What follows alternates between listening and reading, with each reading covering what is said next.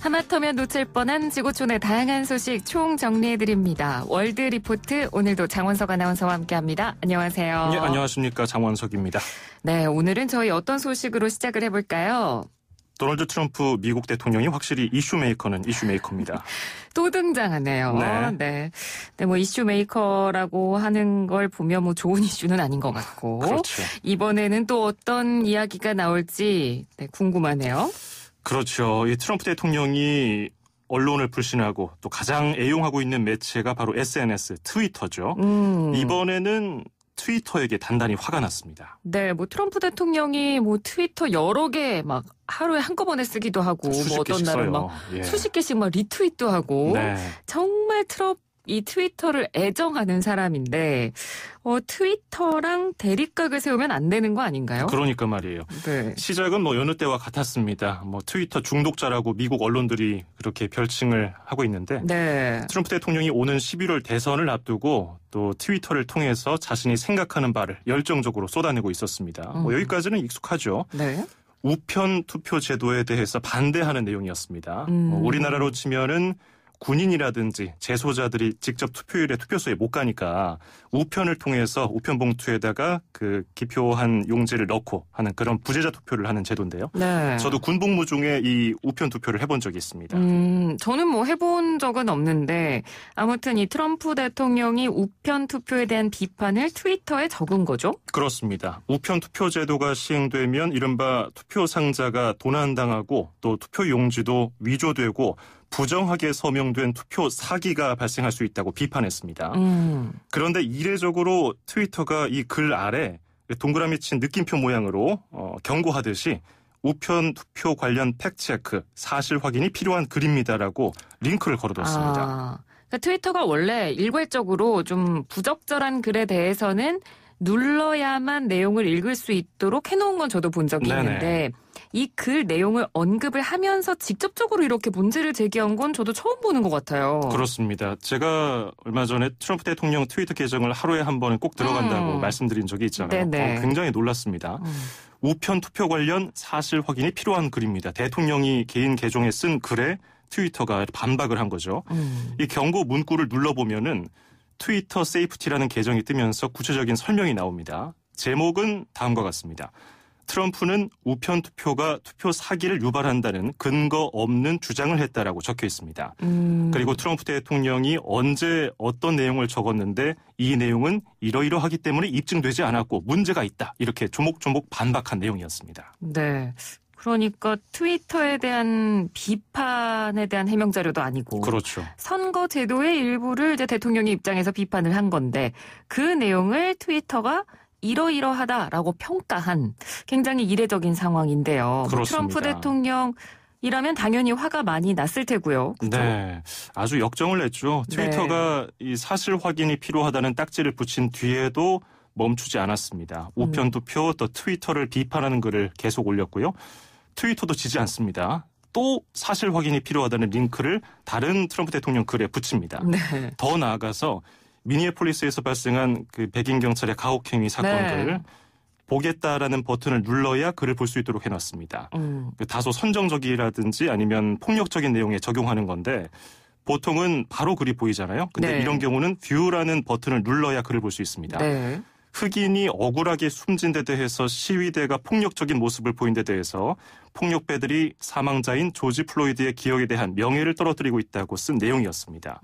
트위터는 이 글이 폭력 미화라는 트위터 운영 원칙을 위반했다면서 원문을 숨긴 겁니다. 네.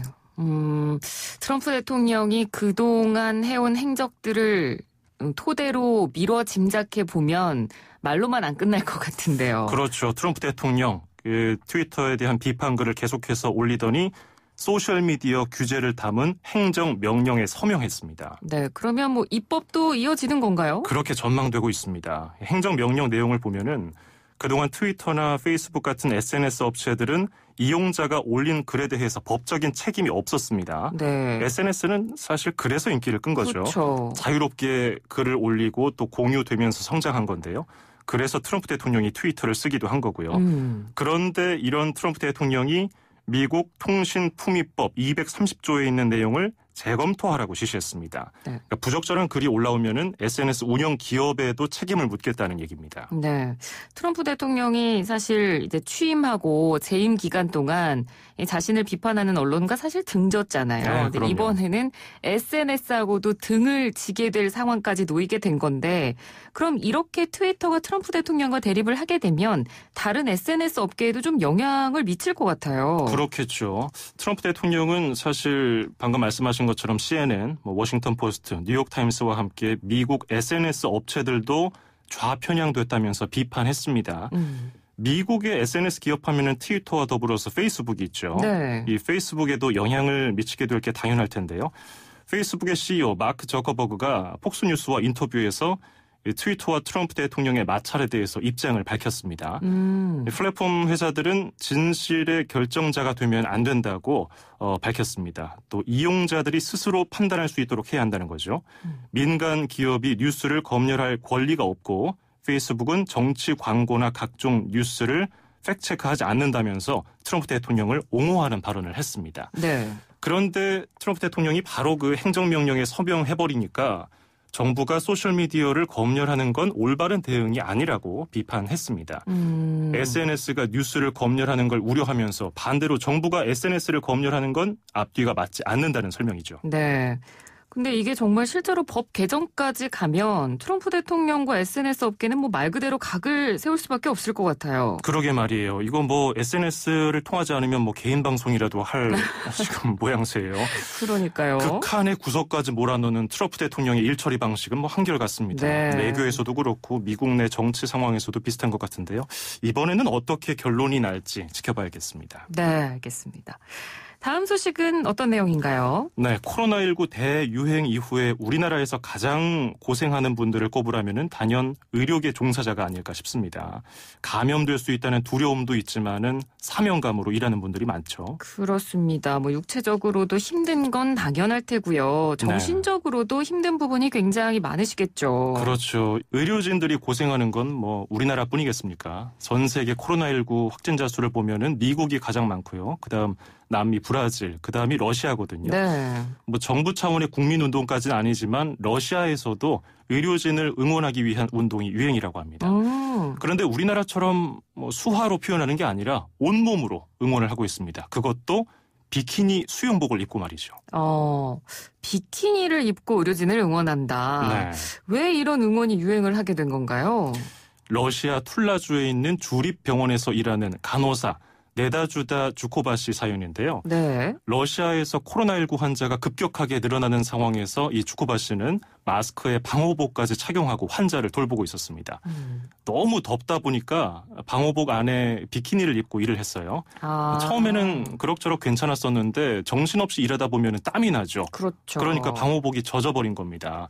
의료 방호복이 보통 하얀색이기 때문에 안에 입은 비키니가 시스루 옷처럼 보이게 된 겁니다. 그러자 보건당국이 징계를 내렸습니다. 네. 그러니까 뭐 실제로 방호복을 입고 조금만 움직여도 아니 그냥 뭐 사진이나 영상을 통해서만 봐도 네. 바람이 들어갈 수 있는 뭐 옷 자체가 아니고 다 답답해 보이잖아요. 정말 답답해요. 네. 저도 의료 방호복은 아니지만은 예전에 MOPP라고 해서 군대에서 방독면 쓰고 방호복을 입고 총 들고 각계 전투하는 게 있거든요. 한여름에 그거 하면 정말 지쳐요. 어쨌든 그 사연이 언론을 통해서 러시아 전국에 알려지니까 러시아 국민들이 이 간호사는 응원하고 보건당국에는 비판을 하기 시작했습니다. 아니 목숨 걸고 환자를 돌보는 간호사에게 징계라니 말이 되느냐 이러는 겁니다. 네. 그러면서 여성들을 중심으로 이 징계를 받은 간호사 주코바 씨처럼 비키니 차림의 방호복을 입은 사진을 SNS에 올리는 운동이 유행했습니다. 네. 그러면서 의료진이 어떤 옷을 입든 중요한 게 아니라 그들이 하는 의료 업무가 중요하다. 이렇게 응원과 일침을 동시에 했습니다. 네. 그러니까 저도 이 사진을 봤거든요. 네네. 그런데 이 징계를 받은 간호사분이 이렇게 응원하는 사진을 보면 왠지 막 굉장히 힘이 났을 것 같고 네. 그리고 정말 이렇게 당당한 포즈로 딱 사진을 찍은 그 모습을 보면 그러니까 힘을 얻는 건 물론이고 굉장히 좀 뭐랄까요? 당당하고 멋져 보이는 것 같은 그런 느낌이 들었어요. 그렇죠. 저도 왠지 응원하게 되더라고요. 네. 전 세계에서 세 번째로 코로나19 환자가 많기 때문에 지금 의료진은 물론이고 의료용품, 병상도 부족할 겁니다. 전 세계 의료진들 힘내시길 바라고요. 그리고 그 여론의 비판이 커지니까 러시아 보건당국이 간호사 주코바 씨에 대해서 징계를 철회했다고 전해지고 있습니다. 다행입니다. 자, 월드리포트 함께하고 계시고요. 이제 마지막 소식으로 넘어가 보죠. 네, 이번에 제가 제목을 한번 지어봤어요. 우리말은 침 안 튀어요. 이런 제목입니다. 네. 이번에도 코로나19 시대에 발생한 한 해프닝인데요. 전 세계가 코로나19로 골머리를 앓고 있고 또 나름대로 대책을 세워서 시행하고 있는데 하지만 방법이 조금씩 다르다 보니까 성과에도 차이를 보이고 있습니다. 예를 들면은 코로나19 초기에 중국은 우한을 봉쇄했고요. 스웨덴은 집단 면역 방식을 택했죠. 미국이나 일부 국가에서는 마스크의 필요성을 느끼지 못하다가 얼마 전부터 마스크가 왜 중요한지 깨닫고 있죠. 네, 뭐 나라마다 코로나19를 대처하는 방식들이 조금씩 달랐고 또 시간이 지나면서 그 방식에 따라서 나타나는 성과들도 조금씩 달랐습니다. 그렇습니다. 그런데 같은 건 하나 있습니다. 그 어느 나라 정부도 자기들이 가장 잘하고 있다고 주장합니다. 맞아요. 코로나19가 시작된 중국, 코로나19 확진자가 가장 많이 발생한 미국, 서로 남 탓하면서 자신들은 자화자찬하죠. 네. 질병관리와 정치가 만나다 보니까 스스로 깎아내리는 평가는 하지 못하고 있습니다. 생각해보니까 또 그런 점이 있네요. 네. 게다가 세계적으로 미국이나 일본 등 언론 보도를 살펴보면은 다소 친정부 언론들은 정부 기조대로 정부의 방역과 관리가 최고라는 칭찬이 대부분이고요. 비판은 잘 안 합니다. 그런데 일본의 한 방송에서 다소 우스운 일이 있었습니다. 일본의 TBS라는 방송사가 있습니다. 네. 일본 간토 지방이 가청권인 민영 방송인데요. 낮 시간대 히로오비라는 와이드쇼가 방영되고 있습니다. 뭐 우리나라 아침 생활정보 프로그램 그런 거죠. 니혼 TV나 후지 TV와 동시간대 시청률 1위를 다투는 인기 프로그램입니다. 네. 그런데 여기서 다소 황당한 실험을 소개합니다. 일본이 코로나19 대유행에서 강한 모습을 보이는 이유가 일본어 때문이라는 설명이었습니다. 근데 뭐 일본의 지금까지의 코로나19 확진 상황을 보면 그렇게 좋게 평가하기는 어려울 것 같은데. 네. 그러니까 어쨌든 이 방송 프로그램에서 일본어 덕분에 일본이 코로나19 환자가 적다 이렇게 얘기를 했다는 거죠. 네, 그렇게 분석을 했어요. 이 프로그램에서 실험을 했는데요. 실험에 참여한 여성은 미국에서 9년을 살았다고 소개를 했습니다. 실험은 간단합니다. 얼굴 앞에 휴지 한 장을 걸어놓고요. 일본어와 영어를 번갈아서 하는 겁니다. 얼굴과 휴지의 거리는 한 주먹 하나 10cm 정도 됐고요. 이 여성이 이것은 펜입니다를 일본어와 영어로 차례로 말했습니다. 네. 고래와 펜 데스, this is a pen. 이거를 반복적으로 했는데 일본어로 말할 때는 휴지가 조금만 펄럭거렸는데 영어로 말할 때는 펜 할 때 휴지가 펄럭거렸습니다. 굉장히 많이 움직였어요. 제가 이 실험 코너를 시작부터 끝까지 직접 봤는데요. 이 부분 음성 편집을 해왔습니다. 한번 들어보시기 바랍니다. これはペンです。これはペンです。This is a pen. This is a pen. This is a pen です。すごい。これはペンです。 네. 패널들이 놀라워하는 그런 반응도 보이고요. 어떻게 들으셨어요? 글쎄요. 저 정말 주의 깊게 들었는데 큰 차이는 못 느끼겠어요. 그러니까 이게 휴지를 눈앞에 봤으면 차이가 느껴졌을까? 일단 목소리로 들었을 때는 큰 차이였고 그렇죠. 왠지 느낌상으로는 일본어로 말할 때는 약간 일부러 좀 덜 이렇게 좀 파열음을 낸 게 아닌가? 그런 것 같기도 하고요. 약간 그런 느낌도 들고요. 고래와 펜, this is a pen, 이렇게 한 것 같기도 하고. 네. 어쨌든 이 실험을 한 뒤에 프로그램 진행자가 일본어는 말할 때 침이 튀지 않아서 코로나19 전염이 어렵다고 이렇게 단정적으로 말해버립니다. 네. 영어는 공기를 강하게 내뱉는 시기라서 발음이 강하다 이렇게 얘기를 합니다. 출연자들도 대체로 공감을 했는데요. 이것이 바로 일본이 미국보다 코로나19에서 강한 이유라고 거들었습니다.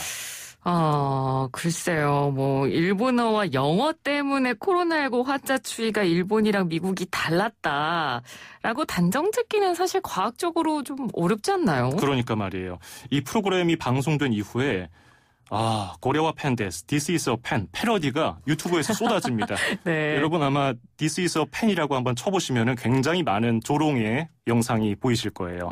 심지어 일본 내에서도 코로나19 환자 수 차이를 언어의 차이로 본 건 억측이라는 의견이 많습니다. 네. 실제로 소리, 언어 전문가들이 모여서 과학적인 방법으로 수많은 실험을 해서 결론을 도출했다면 얘기가 다르겠지만 얼굴 앞에서 휴지가 움직이는지 한 문장으로 확인한 뒤에 결론 내린 건 너무 성급해 보입니다. 네. 사실 요즘은 방송을 하면 SNS나 유튜브를 통해서 국내뿐만 아니라 전 세계적으로 금방 퍼져나가기 때문에 맞아요. 방송이라면 이제 더더욱 조심하고 신중해야 되는 게 아닌가. 저희도 좀 한번 반성을 하게 되는 계기가 되는 것 같습니다. 자, 월드리포트 오늘 소식 잘 들었습니다. 고맙습니다. 네, 고맙습니다. 네, 지금까지 장원석 아나운서였고요. 1부는 여기서 마치고 잠시 뒤 2부 이어가겠습니다.